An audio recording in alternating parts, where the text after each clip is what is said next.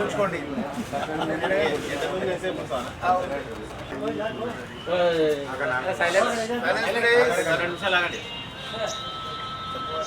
శుభదినం. పాలమూరు జర్నలిస్టుల చాలా చిరకాల కోరిక ఈరోజు మన మంత్రి గారు నెరవేర్చబోతా ఉన్నారు. దీపావళి కానుకగా జర్నలిస్ట్ అందరూ కూడా డబ్బులు పెట్టి ఇస్తామని చెప్పేసి చాలా ఉత్తమంతో చెప్పడం జరిగింది. ఆయనకు ధన్యవాదాలు తెలిపి ఈరోజు మంత్రి గారికి కీరాపించగల కార్యక్రమాన్ని చేపడతా ఉన్నాం. టీయూడబ్ల్యూజే H143 యూనియన్ ఆధ్వర్యంలో ఈరోజు చేపడతా ఉన్నాం. ఎందుకంటే దీనికి సంబంధించి మనకి ఎన్నో కార్యక్రమాలు చేపట్టిండ్రు. చాలా కూడా సత్ఫలితాలు మనకు అవన్నీ కూడా ఫలాలు మనం తీసుకోవడం జరిగింది.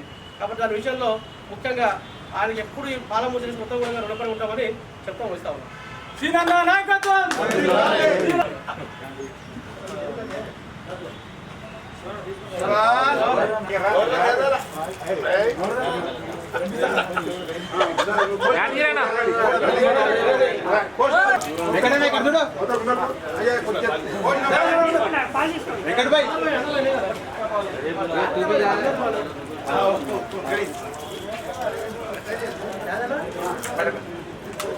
అడ్డం ఉంటే ఎట్లా కనిపిస్తారు?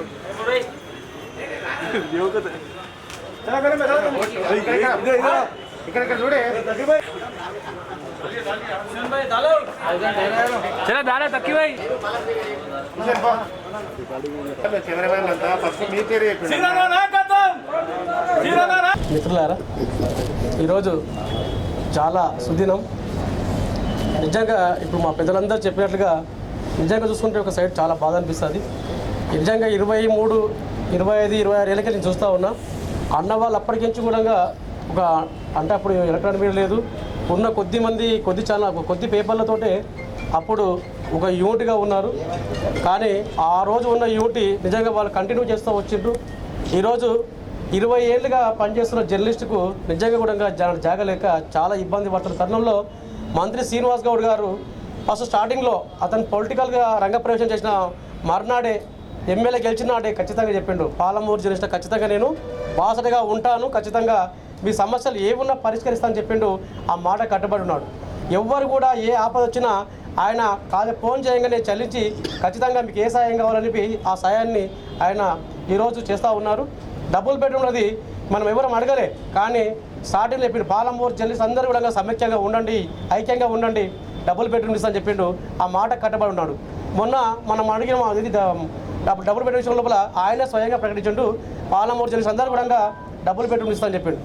కానీ దాన్ని మనం ఎందుకంటే మన యూత్ని పాలమూరు జర్నలిస్ట్ అంటే ఉద్యమాల్లో కానీ అన్నిట్లో కానీ చాలా ముందు వరుసలో ఉన్నాం. ఎందుకు టీజేఎఫ్ ఫస్ట్ పుట్టిందంటే మామూనార్ నుంచే అన్న వాళ్ళందరూ కూడా అప్పుడు ఒక 5 మంది 3 నుంచి ఉద్యమం స్టార్ట్ అయింది. ఆ ఉద్యమం ఈరోజు చాలా ఒకప్పుడు పాలమూరులో నిజంగా కూడా తెలంగాణ మూవ్మెంట్లో జాతర వస్తే అందరూ కూడా నివ్వెరపోయారు. అంటే అట్లాంటి చరిత్ర గల ఈ పాలమూరు జిల్లాలో మనం యూనిట్గా లేకపోవడం వల్ల కొంత అవాంతరాలు జరిగింది. అయినప్పటికీ మంత్రి గారు పట్టు వీడిని విక్రమార్లా ఖచ్చితంగా డబుల్ బెడ్రూమ్ ఇస్తామని చెప్పడం జరిగింది. ఆయన ప్రకటించిండు. ఖచ్చితంగా అందరి కూడా ఎవ్వరు కూడా ఏమంటారు అభద్రకు గురి కాకుండా ఖచ్చితంగా అందరికి వస్తాయి. ఎందుకంటే కొంతమంది మేం చేస్తే అనేది చెప్తా ఉన్నారు. ఎవ్వరు కూడా మీరు అపోహలకు గురి కావద్దు.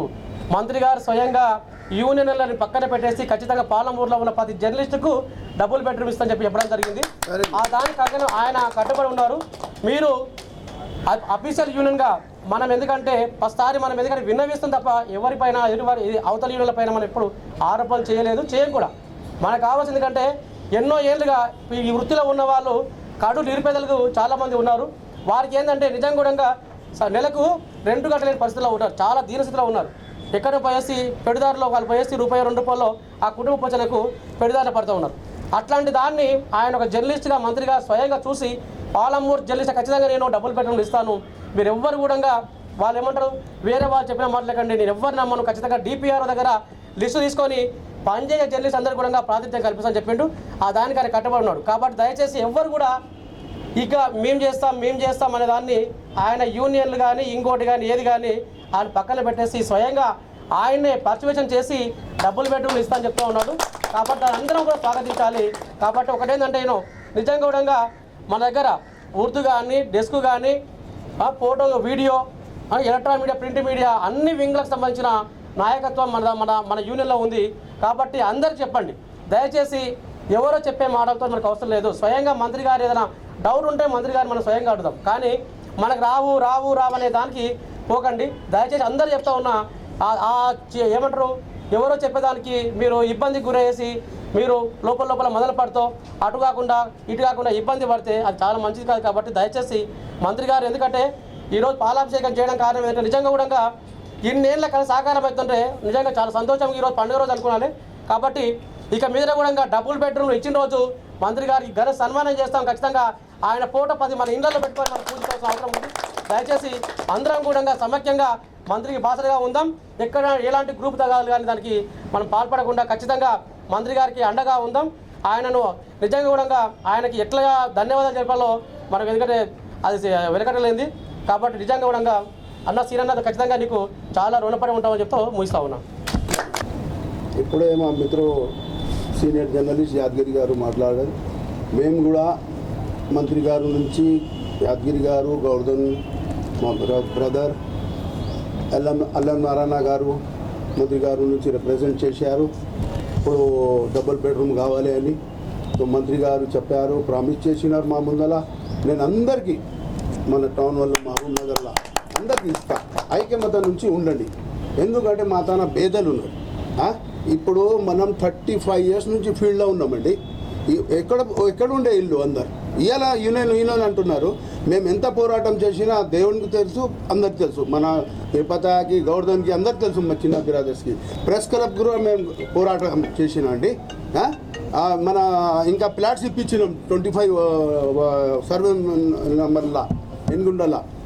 ఇప్పుడు కూడా మా మంత్రి నుంచి మనం మాట్లాడినా మంత్రి గారు మంచి అభివృద్ధి పని చేస్తున్నారు. మీరు చూడండి మహబూబ్ నగర్లో ఎంత డెవలప్మెంట్ అయింది. ఏ కాలంలా కాలే, ఏ పీరియడ్లా కాలే, ఏ ప్రభుత్వంలా కాలే. ఇవాళ మా శ్రీనివాస్ గౌడ్ గారు ఒక యాక్టివ్ మినిస్టర్ ఉన్నాడు. అదే చూసి మా కేసీఆర్ గారు ఆయన యాక్టివ్ చేసిన కేసీఆర్ గారికి కూడా నేను అభినందన చెప్తా. మా మంత్రి గారికి కూడా నేను అభినందన చెప్తా. ఎందుకంటే దీపావళి నాడు మన అందరికీ మా బ్రదర్స్కి ఇస్తున్నాడు. మా బ్రదర్స్ ఏం సంపాదిస్తున్నారు ఆ దేవునికి ఎరక, అది ఎరక. మేనేజ్మెంట్ ఏమి ఇస్తుంది చెప్పండి? వాళ్ళు పోరాటం చేస్తున్నారు. ఇది అన్నాక కావాలి ఇది డబుల్ బెడ్రూమ్. వేరే వాళ్ళు చెప్తున్నారు మేము ఇప్పిస్తాం, అది ఇస్తాం. ఏది అంత ఫోకస్ మాటల్లో పోకూడదు. మనం మంత్రి మాట మీద ఉండాలి. మా తమ్ముడు గౌర్ధన్ ఉన్నాడు, గౌర్ధన్ చేయి పట్టి మనం తీసుకోవచ్చు పని. ఇది చూడండి, భేదాలు తీసేయండి. మనసు మంచి ఉంటే మంచి ఉంటుంది. ఇది కొన్ని దినాలు బతుకు ఉన్నది, అది ఆలోచన చేయాలి. ప్రేస్ ఉండని, ఎవరన్నా ఉండని. ఎన్ని ఏళ్ళు బతుకుతాం మనం? యావరేజ్ ఎంత ఉంది? 60-65. ఇప్పుడు ఎట్లా వచ్చింది కరోనాలో ఎన్ని మంది పోతున్నారు చూస్తున్నారు కదా. మనం కళ్ళు నుంచి మంచి ఉండాలి, మనసు మంచి పెట్టుకొని మంత్రి గారికి మనం శుభాకాంక్షలు చెప్తున్నా. ఎందుకు అంటే ఇవాళ మన అందరు రిపోర్టర్స్కి డబుల్ బెడ్రూమ్ అంటే ఎంత ఉంది? 15 లక్షలు ఉంది. ఇవాళ భూమి కన్స్ట్రక్షన్ అంటే 2 బెడ్రూమ్లు, ఒక హాలు అన్ని మంచి శుభ్రం ఉంది. డెవలప్మెంట్ అవుతుంది. ఆడ డ్యూటీపల్లిలో మందికి తెలియదు. అరే మేము అట్లా ఉంది డ్యూటీపల్లి అంటే, డ్యూటీపల్లిలో ఏమేమి అవుతుంది మీకు తెలుసు కదా. డెవలప్మెంట్ అవుతుంది. తీసుకోండి. రేపన్నా యాద్ చేయాలి మీరు మంత్రికి. మంత్రి మంచి పని చేస్తాం. నేను కంగ్రాచులేషన్ చెప్తాం గౌడ్ సాబ్కి. థ్యాంక్ యూ అంటూ. ప్రధానమైనటువంటి విషయాలు ఏంటంటే మనకు కావాల్సింది ఏంటంటే మనం వస్తాం ఫీల్డ్లో, మనకు సంస్థ ఇచ్చేటువంటి ఐడెంటిటీ కార్డు ఎంత ముఖ్యమో, తర్వాత ప్రభుత్వం గుర్తించేటువంటి కార్డు కోసం కూడా మనం పోరాటాలు చేస్తాము. అది ఒక్కోసారి వస్తాయి, కొన్నిసార్లు రానిప్పుడు కూడా మనం పోరాటాలు చేసి సాధించుకుంటాము. క్రమంగా రెండో విధానం ఏదైతుందో హౌస్ సైట్ విధానం. ప్రతి ప్రభుత్వము విలేకరులకు ప్రోత్సహించేది హౌస్ సైట్. అంటే ఇప్పుడు కొన్ని కార్పొరేషన్ల ద్వారా కూడా ఇచ్చినటువంటి సందర్భం ఉన్నాయి, ఉచితంగా ఇచ్చినటువంటి సందర్భం ఉన్నాయి. కానీ ఈ తెలంగాణ గవర్నమెంట్ ఒక చక్కటి అవకాశాన్ని కల్పించింది. ఏంటంటే డబుల్ బెడ్రూమ్ ఇచ్చేటువంటి కార్యక్రమం. అంటే విలేకరి తీసుకోవడం, జాగా తీసుకొని కట్టుకోవడం కాదు, కట్టిన జాగాను మనకు రూములు కట్టించి ప్రజలకు ఏ విధంగా అయితే ఇస్తుందో అదే రకంగా ఇవ్వడానికి గౌరవ మంత్రివర్యులు శ్రీనివాస్ గౌడ్ గారు పెద్ద మనసుతోన చాలా రోజుల సంది చెప్తూనే ఉన్నాడు మన యూనియన్ వాళ్ళకు. మన యూనియన్ వాళ్ళు కూడా మొత్తం ఈ కార్యక్రమాన్ని రాష్ట్ర స్థాయిలో కూడా తీసుకెళ్లారు. ఏ ఎమ్మెల్యే కూడా తీసుకునేటువంటి కార్యక్రమాన్ని అమలు చేస్తున్నటువంటి ఘనత శ్రీనివాస్ గౌడ్ గారికే దక్కుతుందనేటువంటిది అనేక సందర్భాలు అప్పుడు కూడా మనం చెప్పడం జరిగింది. మరి ఈ సందర్భంగా ఏంటంటే గోవర్ధన్ గారు ఈ మధ్య మంత్రి గారితో మాట్లాడినప్పుడు ఇవ్వడానికి ఎలాంటి ఇబ్బంది లేదు, అక్కడ తయారైనాయి. రేపు దీపావళి రోజే మనందరికీ తాళం చేతులు ఇచ్చి మనను ఆ ఇంట్లోకి పంపించేటందుకు అంగీకరించినందుకు మంత్రి గారికి కానీ, మన యూనియన్ సభ్యులకు కానీ, మిగతా తోటి సహచరులకు అందరికీ కూడా పేరున అభినందిస్తున్నాను. రెండవది, యూనియన్లు అనేది వేరు, పోరాటం అనేది ఒకటే, యూనియన్లతో ప్రతిపాదికమని కాదు. కొందరు మేము తోడుముఖాలం, ఆ తొడుముఖానే సమస్యలు ఏం అవసరం లేదు. మంత్రి గారే మనకు ఒకటే అంతే. ఆయన ద్వారా మనకు వస్తున్నప్పుడు ఆయనను పెట్టుకొని మనం ముందుకోవడమే మనకు ఉన్నటువంటి చివరి యొక్క అంశము. మన యూనియన్లు ఈయన ఒకటి ఆయన ఒకటి అనేటువంటిది విడదీసేటువంటి కార్యక్రమాలు మనకు అవసరం లేదు. ఏ ఒక్కరు అది కాదు, మంత్రి గారు చెప్పిందే మనకు ఇది 100% సక్సెస్ఫుల్ ఇది. కాబట్టి మంత్రి గారికి మనమంతా కూడా ఏది సమన్వయంతోనే మనం అందరం కూడా అతను చెప్పే మాటలను మనం ఇంటి ఆ ఇల్లును సాధించుకొని మనం ఆ ఇంట్లో గృహప్రవేశాన్ని మంత్రి గారి ఆధ్వర్యంలో, కలెక్టర్ గారి ఆధ్వర్యంలో మనం ఈ దీపావళి సందర్భంగా చేస్తామని నమ్మకంతోన మీ అందరికీ మరొక్కసారి అభినందిస్తూ తెలివి తీసుకుంటున్నాను. 143 उर्दू विंग शुक्रगुजार है, शुक्रिया अदा करता है हमारे मिनिस्टर साहब का कि एक ये दिवाली के मौके पर जो है जर्नलिस्टों को डबल बेडरूम देने का जो उन्होंने वादा किया उसके लिए हम भी उनका शुक्रिया अदा करते हैं। और साथ ही साथ ये है कि जर्नलिस्ट ज़माने से हम भी खुद 15-17 साल से जो फील्ड में हैं, अभी तक उर्दू के साथ जो नाइंसाफ़ी होती थी, TWJH 143 अलम नारायण सर और डिस्ट्रिक्ट में गोवर्धन अन्ना और मिनिस्टर साहब की सरपरस्ती में जो है यूनियन उर्दू का भी एक मुकाम बना है, जिसकी वजह से आज ये मुकाम बना है कि आज उर्दू वालों को भी उसमें शामिल किया गया और जो डबल बेडरूम दिया जा रहा है तमाम के साथ हम भी उनका शुक्रिया अदा करते हैं। ఎన్నో సంవత్సరాల దీర్ఘ స్వప్నం జర్నలిస్టు సోదరుల స్థిర నివాసం, సొంతింటి కళ మంత్రి డాక్టర్ వి శ్రీనివాస్ గౌడ్ గారు నెరవేరుస్తున్నటువంటి ఈ సువర్ణ ఘట్టం ఏదైతే ఉందో మన యావత్ జర్నలిస్టు లోకానికి ఇదొక ఆనందకరమైనటువంటి సందర్భం అని చెప్పుకోవచ్చు. అయితే తాజ్మహల్కి రాలెత్తిన కూలీలు ఎవరో అని చెప్పేసి ప్రశ్నించమంటారు సృష్టి. సేమ్ అదేవిధంగా ఎన్నో సంవత్సరాల నుంచి చాలామంది పెద్దలు ఈ యజ్ఞంలో సమిధలుగా మారారు. ఈరోజు అందరి కళ సాకారం అవబోతుంది అంటే ఒకవైపు డాక్టర్ వి శ్రీనివాస్ గౌడ్ గారు మంత్రి గారి వారి సహకారం, రెండో వైపు ఎన్నో సంవత్సరాలుగా సుదీర్ఘకాలంగా మన సంఘ పెద్దలందరూ, మన సీనియర్ జర్నలిస్టులందరూ కూడా కృషి చేసినటువంటి కృషి ఫలితమే ఇది. కానీ ఎన్ని పోరాటాలు చేసినప్పటికీ కూడా ఫలితాలు రాకపోవడం అనేటటువంటిది నాయకత్వాన్ని బట్టి ఉంటుంది. కానీ మన పోరాటము, మన ఆవేదన, మన ఆర్ద్రతను మొత్తం ఆయన తెలుసుకున్నటువంటి జర్నలిస్టు పక్షపాతి మంత్రి డాక్టర్ వి శ్రీనివాస్ గౌడ్ గారు ఈరోజు మనకు డబుల్ బెడ్రూమ్లు మంజూరు చేయించడం, అదే విధంగా మనమందరినీ కూడా ఒక్కటే మాట చెప్తారు ఆయన ఎప్పుడైనా, మీరందరూ సమాజానికి దిక్సూచులు లాంటి వారు, కానీ మీరే సమాజానికి మీరు సమాధానం చెప్పుకునేటటువంటి పరిస్థితి రాకూడదు, అందరూ ఐక్యతగా ఉండాలి, ఏకతాటిపైన ఉండాలి అని చెప్తారు.